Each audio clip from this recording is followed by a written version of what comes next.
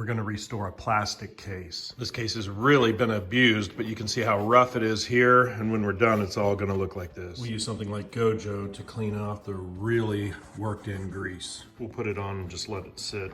Work it in with a toothbrush. A lot of grime over the years. We'll scrub out any of the plastic. Scrub it in and just let it sit. Before it hits any water, you're gonna just wipe it off with a rag. This will keep the grease out of the sink when you wash. We'll rinse it down with some warm water, wipe it out with a clean rag. You can see the tray's a lot cleaner, and I didn't destroy the sink doing it.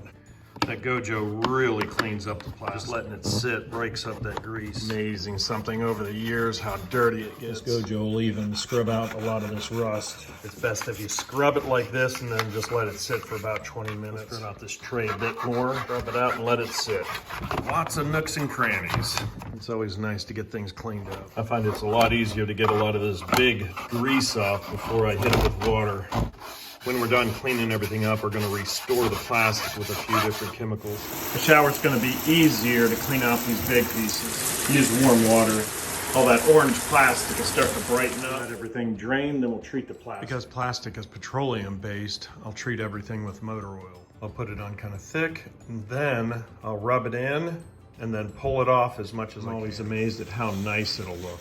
Put it on, let it soak in, and then we'll wipe off the excess.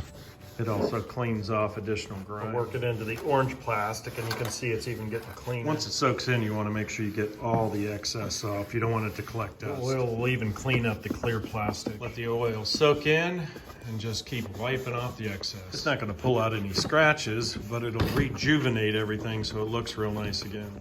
After 20 years of use, does it look brand new? No, but it looks a lot better. I'll let the oil soak in for a few hours and just keep buffing it off. Wiping off the excess almost buffs the plastic to a shine.